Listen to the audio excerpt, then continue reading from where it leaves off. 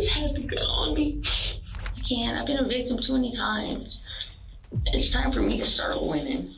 Amber Kay Ahrens, who portrays herself as a lifelong victim, called her sugar daddy, David Leddy, outside his home and brutally shot him in the head before the shooting. David used to provide Amber with housing and drugs in exchange for maintaining a dependent relationship. But as she was brought into the interrogation, her revelations would jumble her psychology between a victim and a predator who was convinced to justify the unthinkable for her misery. Amber claims the shooting wasn't for herself, but a dire necessity driven by a reason she couldn't ignore. Yet there's even a darker motive beyond years of resentment and bottled anger. I promise you, if you guys run DNA, that dude is a serial killer. It all began with Amber Kay Ahrens' worsening habit of drug use. She sank deeper into addiction, losing her home around 2019 and hitting rock-bottom homelessness. That's when friend Stephanie Warren connected her with David Leddy, who offered desperate women shelter in exchange for personal favors. Amber, unwantingly, began to barter her body for shelter, but on June 17, 2020, something dark snapped her control, leading her to shoot David point blank in the head at 3:31 a.m. Detectives brought her into the interrogation after a witness identified her, where they uncovered the chilling reason that left her out of control. It's you, huh? It's me.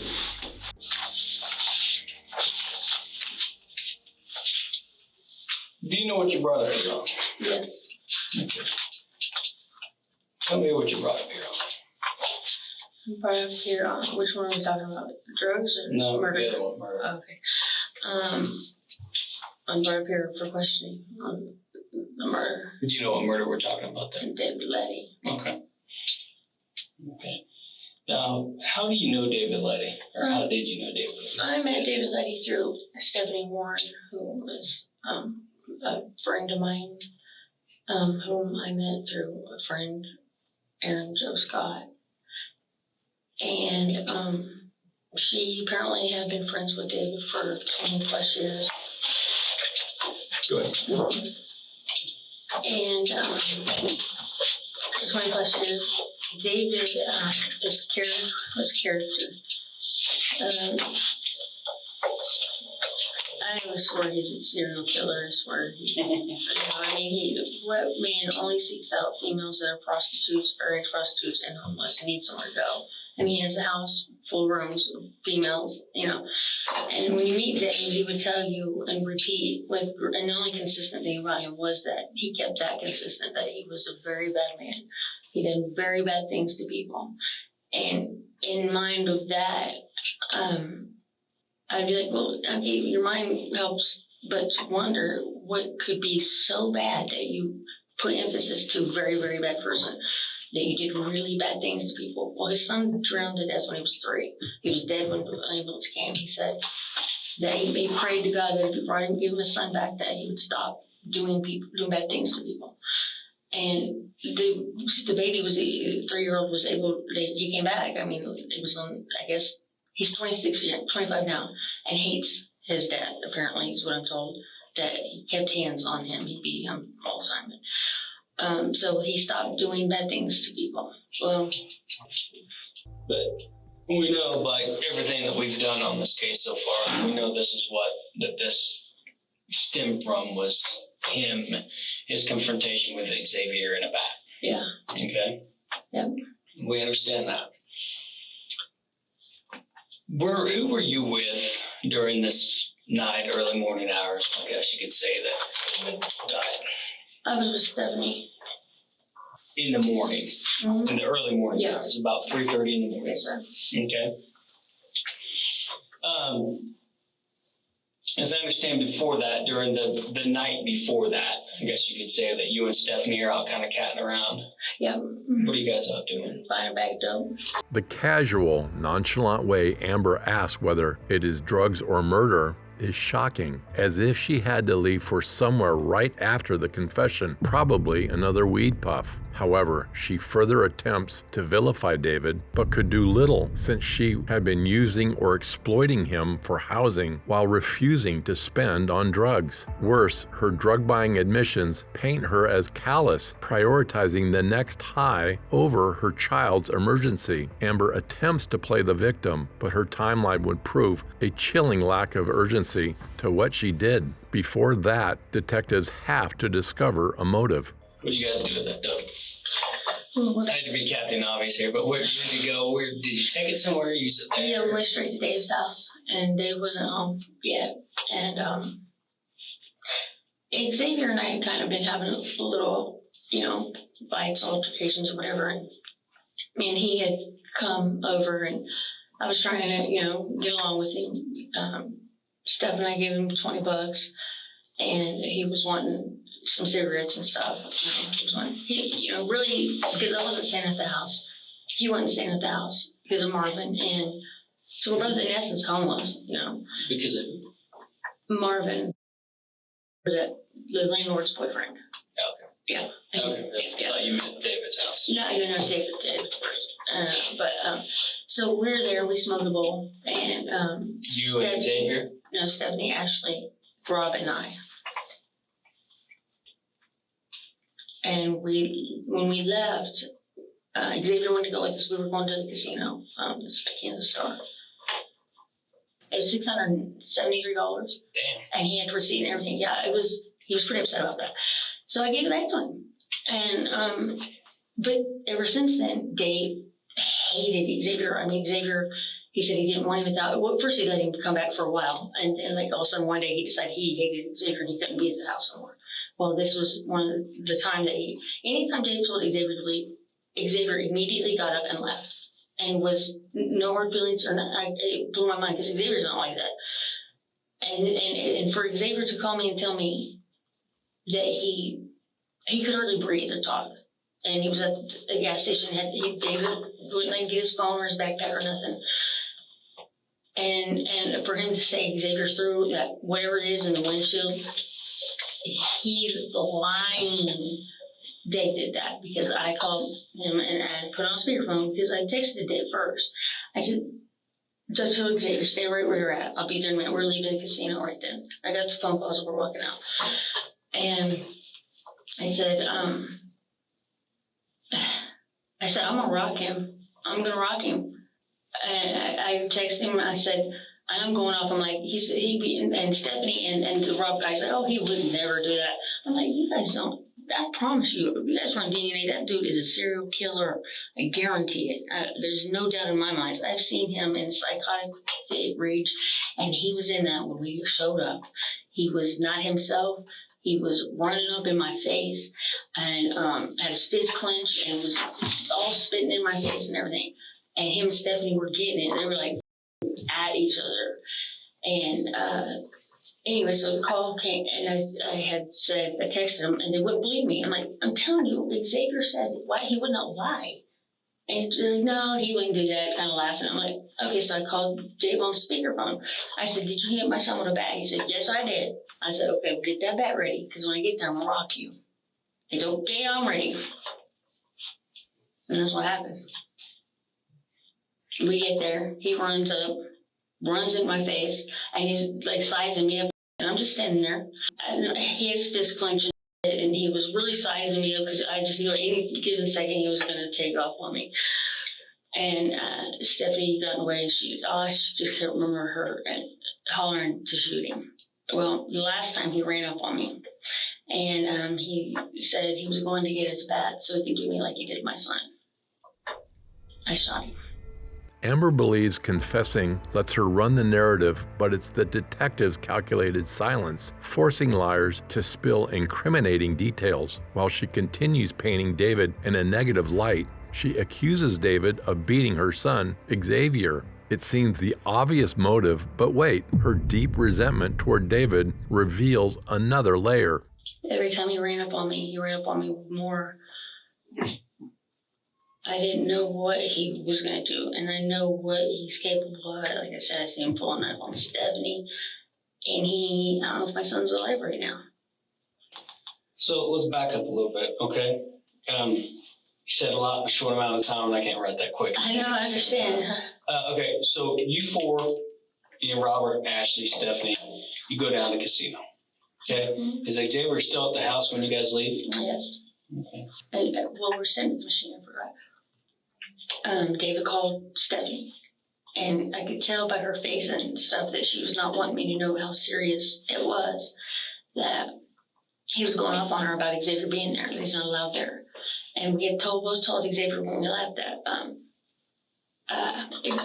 Xavier said that when he called, he said, Mom, Dave beat me with a bat. Okay, you know, when you hit someone with a bat, he beats him with a bat.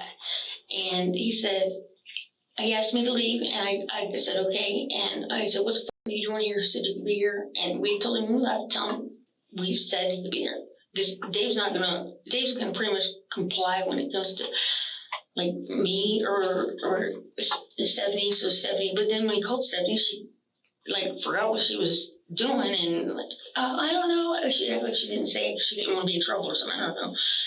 And I'm like, well, he's just saying Xavier was there. I'm like, okay. So we're walking out like 30 minutes later, and Xavier calls me.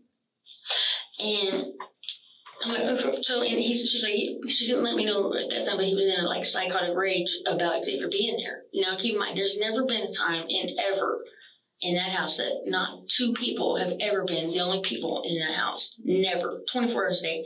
There's always 4 to 5, 6, 16 people there all the time. Xavier and him were the only ones there, and Xavier's dog. And I think that serial killer took his chance on my son. I swear. I know it. He is a crazy. What did Xavier say to you when he called you? He said, Dave beat me with a bat. And I said, what? Why? He's like, he asked me to leave. And this takes a minute for him to get out because he can't hardly breathe. Okay. He's like, I can't hardly breathe. And he's like, I don't have he borrowed someone's phone at the gas station. He's like, he asked me to leave. I bent over. I said, okay. I got up, put my dog's collar on her, and was picking up my backpack, and he came out of nowhere. And the next thing, he said, you don't know how many times he rocked him in the head with it first. And he's like, put his hands up, and I was like, I couldn't hear no more. I could not hear any more. I didn't want to hear any more of it.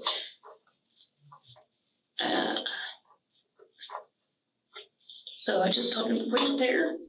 As Amber pushes her narrative labeling David a predator who preyed on chances to harm Xavier, she overlooks contradictions in her own victim story. Now, in the interrogation room, she narrates a story of a maternal instinct, but the evidence suggests a cold inconsistency because Amber stopped twice to munch on before checking on her brutally beaten son. Feeling smug with her selective truce against the detectives, one text message looms ready to demolish her castle of self-defense lies. What gas station was he at? I've been beaten my whole life, and I couldn't have my son be like that. I had to go because I needed protection from Dre. Because I know I wouldn't make it another time once he finds me again. So I just had the gun on me. It was only 17 caliber, and the distance was so much. 17 caliber? Is that what you said? Yeah. Was it a revolver? Yeah. Where's that revolver at now? I don't know. I wish I did. I went back for it. I threw it, and I went back for it, and I went there. Where'd you throw it at? Down, okay, so if you go, you're familiar with Pinecrest? Mm-hmm. Okay, if you go like back towards Oliver and then left again on the side road next to Oliver, at the end it's kind of like, not a cul-de-sac, but only goes left. There's like an open field, kind of. There'll be the CVS right there, but there's like way up in that field is like brushy and bushes and tree and shit. It gets some fences right. But it wasn't there. I came back 4 days later to get it. Okay. So Xavier calls you at the casino. You hear about this casino. You guys are leaving. And correct me if I get this wrong. And Xavier calls you, tells you that David beat him with a bat. He's at the quick shop. Mm-hmm. He can hardly breathe, you said. Yeah. Sounds very like he's hurt. Yeah. Anybody correct in saying that? Yeah. So you guys roll up to Wichita. During that time, do you have a conversation with David? I do. What's your David's conversation like? You have a phone call or a text message or what? I texted him first and asked him. I think I tried to call first and he went to voicemail, so I texted him asking him if he beat my son with a bat. And I don't remember if he texted back yes or not, but I do know that the people in the car that known him for 20 years just swore he wouldn't do that. And I'm telling you right now, he would do that much, much, much, much more, and has. I guarantee it. I'll put my life on it. And I called him speakerphone for everybody in the car. And I said, did you hit and beat my son with a bat? Yes, I did. Get that bat ready. I'm going to rock you when I get there. And it was intent when I said that I was going to beat his, because I know I can. I've been doing a lot for a long time, and I was going to beat his, but I seen the psychotic rage he was in, and I wasn't sure if I was going to be able to. And then when he threatened me, but that is just a weapon as a gun is. I know people have died from bats. My son is a kid.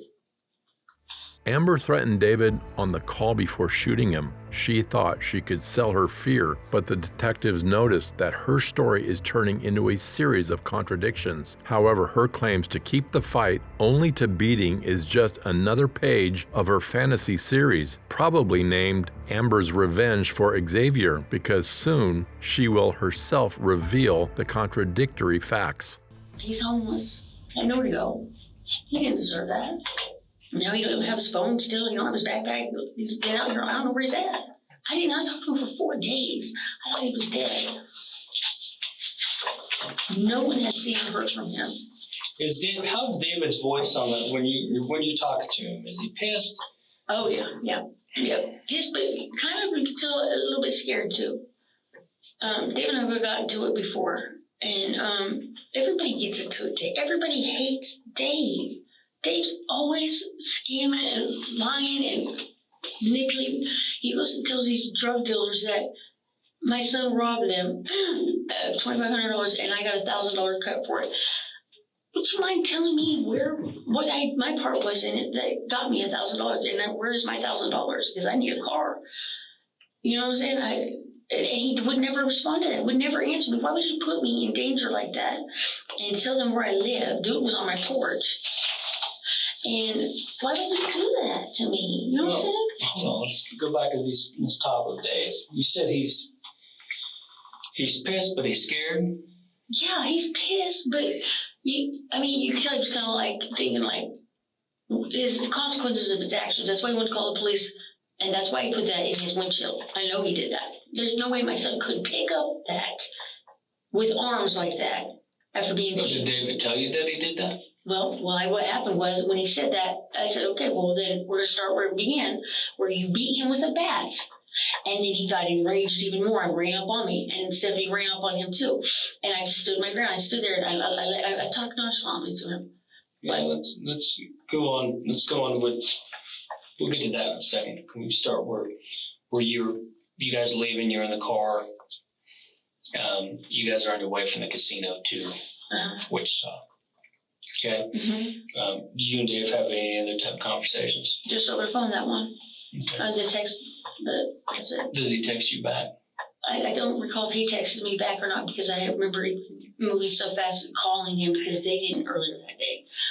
It happened right then. Like 30, 45 minutes before, an hour before I got there. Okay. We were coming back there anyways. Okay.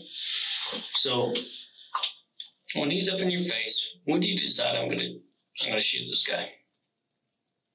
I wanted to the whole time, I'm not gonna lie. I wanted to the whole time because. Why do you want to shoot him? Because I didn't know if my son was dead or alive. And I just felt my heart went out to my son. I don't know if you've been beaten to this, but I have. My son didn't deserve that. didn't know if I'd see him again. And I seen how psycho Dave was. And I just couldn't think of the things my son went through. Seeing Dave like that, I knew Dave was going to try it on me too. I don't think, I might not have been able to beat him up. I was going to beat him up, but I don't think I would have been able to. It was so crazy. Have you ever been in a physical fight with David? No, not with David, no. Okay. David always backs down at the end, but David gets crazy at first, you know. I mean, with me, he don't back down with everybody, but he does with me for some reason.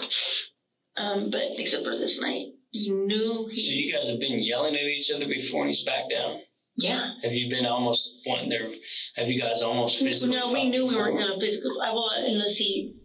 Minutes ago, Amber had claimed to keep it on beating, but she just changed her story to claim she always wanted to kill David. Since she acts like a motor mouth, she doesn't even realize that the detectives did not need an attorney to challenge her self-defense. However, she had been angry over David for being used to get drugs, which could have been a reason behind the shooting, possibly fueled by a fight with Xavier. Her alias Odyssey fuels her delusion, a modern Homeric hero duty-bound to kill David and reclaim her house. But the reality is the opposite. Withdrawal awaits when reality hits, and she realizes she's just a tweaker crossing limits for her next high. Yet her cover-up isn't done. Her chattiness will soon expose the true trigger. Why did you bring that person out of the car with you? For my protection.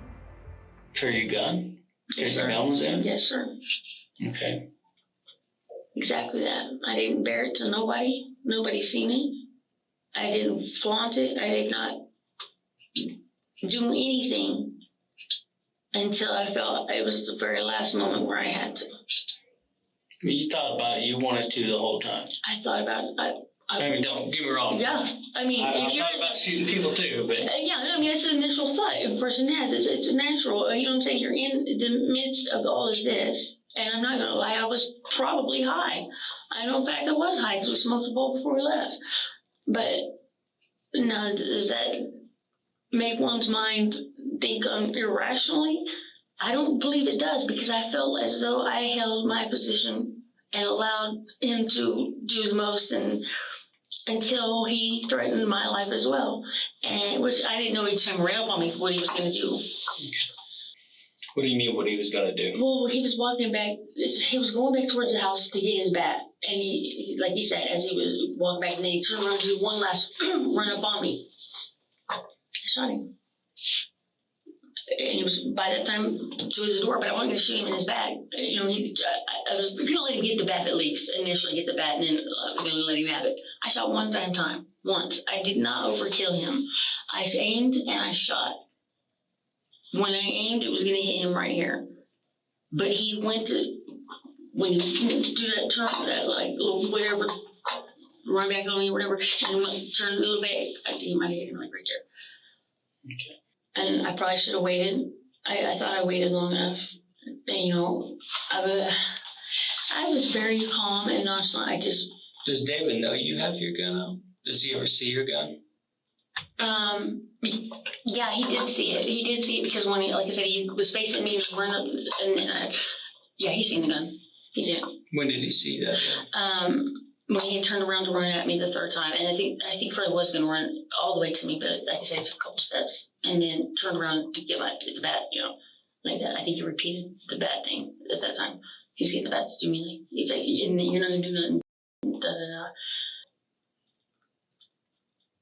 She went back to get ready to walk. Oh my God, I can't believe what she said next. Okay, so. It's like, it's crazy. Do what? Just. Yeah, what she said that after that, it blew my mind, because she's like, and that's what you get, you stupid.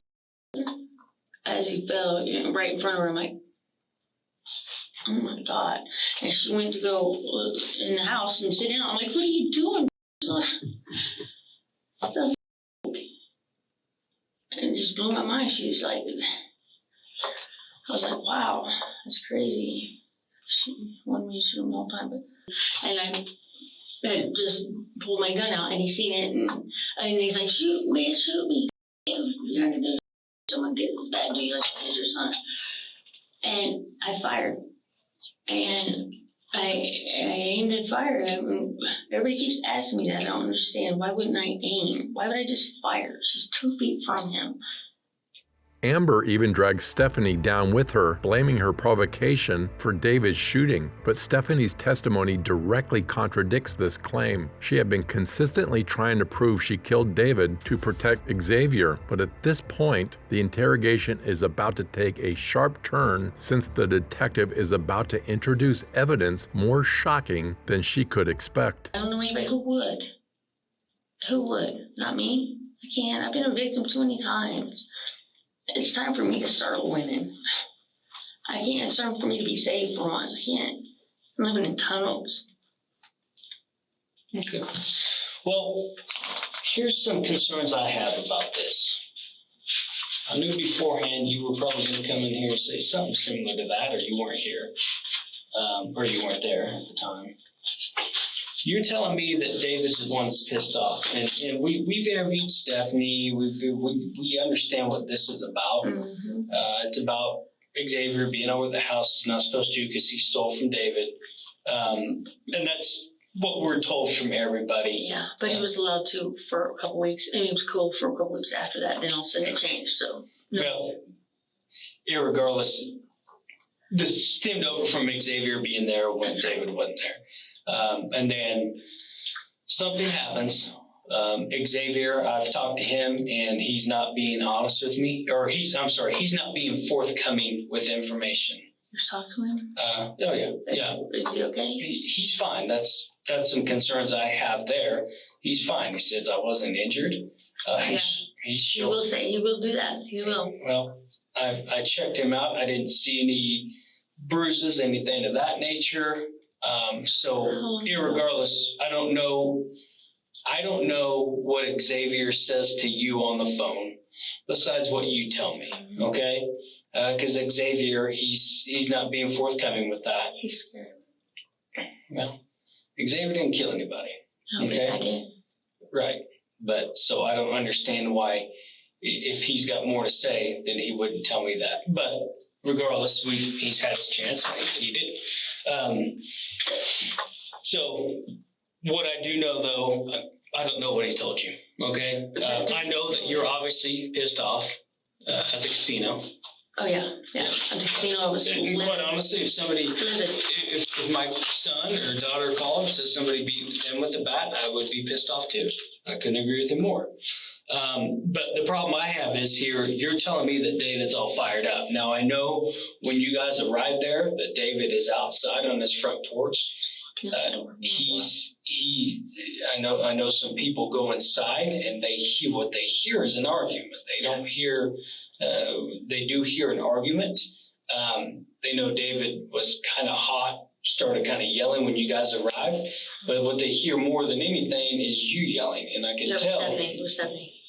Well, they know Stephanie and they know you. Or they know Stephanie and they know you. But here's the problem I have. You tell me that David was the one wound up.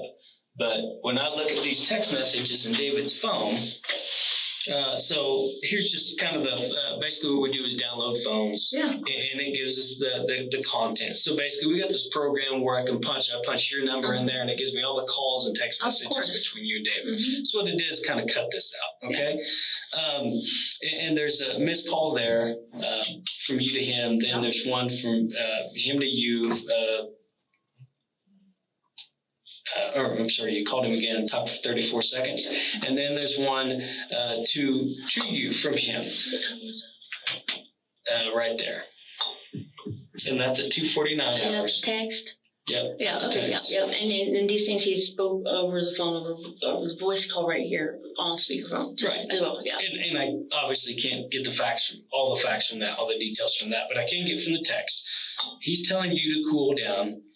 He wasn't injured. He was asked repeatedly to leave, and wouldn't, so I helped him along. Although the victim was a perpetrator, in this situation, He was not the one who challenged her. Instead, he asked her to calm down. Her whole narrative fell apart. She claimed to be a victim and a savior for his son, but the messages from David and Just Fine Xavier spiral her story into a premeditated hit. Watch when the detective confronts her. She starts to lose her flow and even loses her normal articulatory skills. Now, I'm not trying to judge.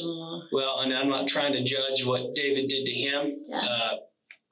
I'm not saying that's right or that's wrong, but what you're telling me, you were the cool one there. But when I look at these text messages, you were pissed. Oh yeah, in the text in this time you didn't ask me about I was livid. David is the cool one in this text because message. he knows he f***ed up. That's why he knows that. But when and then you're telling, and then you send him another one later on that says you got me f***ed up on Hoover 107, That's right. 107 Hoover Crip. That's right. Are you a 107 Hoover Crip? Mm-hmm. Okay, how long have you been in that? 19 years, 20 years. Okay, how'd you get into that? David's dad. But see, right here, initially at the casino, yes, I was heated. My son just got off the phone with me and told me about it. Yes, I was heated. And he's trying to justify it. David's not dumb. David's not dumb by far. He's a very highly intelligent man. Okay. And he knows. He knows how to cover his, he knows. Yeah, I was livid then. There's things in this case that I can prove and things that obviously are up to interpretation by other people, such as yourself and the other 4 people. Yeah, I just told you I killed somebody. Why would I lie about any factors within it? I wouldn't. To make it look better for yourself. How? It's wrong, no matter how it looks. You think it's wrong that you shot him? Well, I think murder is wrong regardless, but why did I have to be pushed to that? Do you see what I'm saying? I think everyone's allowed to protect themselves for a reason. Okay. You know what I'm saying? Why would I hold out for so long? Why would I allow him to at least make way to the door to get a bat and tell me that? And you also say, I'm going to rock you guys. That's damn right. And you said that. Okay. The motive has suddenly gone missing. If detectives fail to prove a motive or premeditation, she'd get away with a lighter sentence. Throughout the interrogation, she crafted a story that first frames the incident as revenge and then reshapes it as self-defense. Now, the detective prepares to press her harder to extract the real motive. You're saying different? I don't know. I mean, it's one of the things. I don't know David, so I can't comment on it. He had a guy out looking for him named G.I. Joe that wanted to kill him. He had several other people. He's even said on the news he had confrontations all the time. He's always in some. Yeah, let's get back to this case. Anyway. Always. But easy to get along with. Well, the problem is, people there are hearing you two argue. And then he gets shot. Listen. What they don't hear during an argument is her saying kill him 500 times. Well, they don't hear that, and then they don't hear. I'm going to get my bat and do the same that you did to your son. Now, does he open the door? Does he open that front door? Well, they had looked out one time, and I believe closed the door. But the door, yeah, I think he did open the door. He did open the door. Was the door open when you shot him? Do you remember? The door was open when I shot him. Yeah, he had opened the door. Yes, the door was open when I shot him. It was. But it had not been open the whole time. Where were you aiming when you shot him? What do you mean? At him? Yeah. I mean, did you got sights on that gun? No, I don't. It's just the end of a gun. Are you kind of aiming that way, or you just like point aiming, or how you doing it? But what are you shooting for? What area of the body? Right. His head. Okay. Mm-hmm.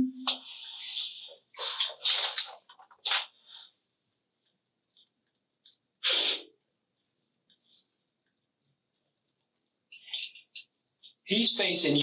Yeah. He's telling you he's going to do he's told you he's going to do the same thing he did to your son. Yes. Did he say I'm going to beat you with the bat or do the same thing? No, he didn't say none of that. No. He just said same thing. Same thing that I did to your son? That's right. So you assume at that time that... I know the bat's behind the door. How do you know the bat's behind the door? Because it's there all the time. He has one behind the door and one behind the couch. I know it there every day. Been there. I help him do lots of jobs, and I know where the bat's at. He shot someone before. He's not how anybody. It's probably Ashley and Rob because they just got back from hell. I don't know how long years. I don't know. He's very, very. He does help people, but not without cost. Okay, let's get back to this. Okay, so he keeps going behind the door, on the front door there, and behind the couch. Yes. He's facing you. Is it a point in time, just so I can understand, that he just threatens to do to you what he did to your son again, and that's when you make the decision to shoot, and he's facing you at that time?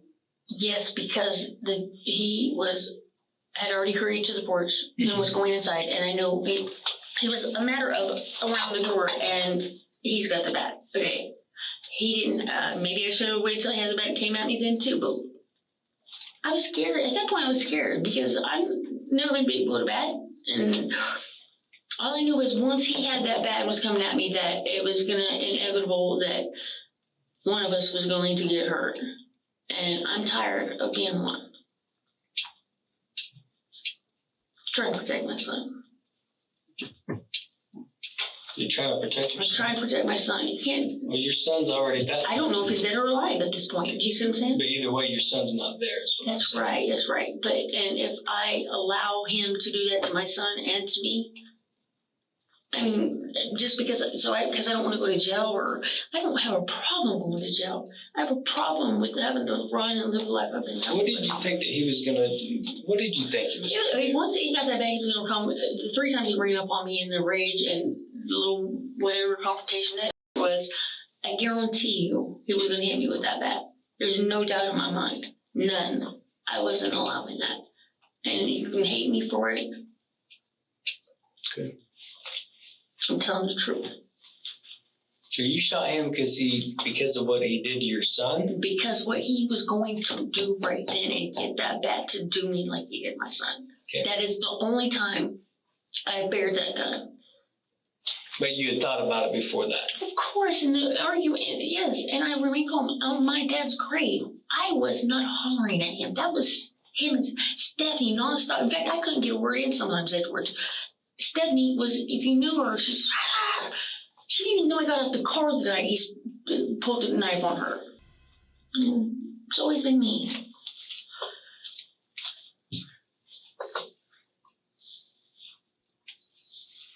I'm too old for this. You know the bat's behind the door. Did he get that bat? No. Okay. Did he have anything in his hands? At one point he had his phone, I think, when he was going to call the police, but I don't think he did. I just remember noticing his fist clenched. Like, obviously he was right-handed because his right fist was clenched. He wanted to so bad. What? He didn't have a bat-like object or anything? Not at that time he was going to get it. Okay. Right there, yeah. Well, fair enough. I got to ask that. After you shoot him, Stephanie hollers at him, you say. She's up on the porch. Mm-hmm. What do you guys do from there? Leap. Okay. Where do you go? Down that street I told you. She was furious at him for exploiting her for years. David's beating of Xavier just fueled the fire. However, she consistently claimed she killed her only to save Xavier. Amber had already been prohibited from carrying weapons, but still she used it to kill David. She seems to be completely opposite to what she claims, a protective mother. Instead, a careless addict who lost her home to drugs, leaving herself and Xavier homeless. Do you think that if she stayed away from drugs, the tragedy could have been prevented?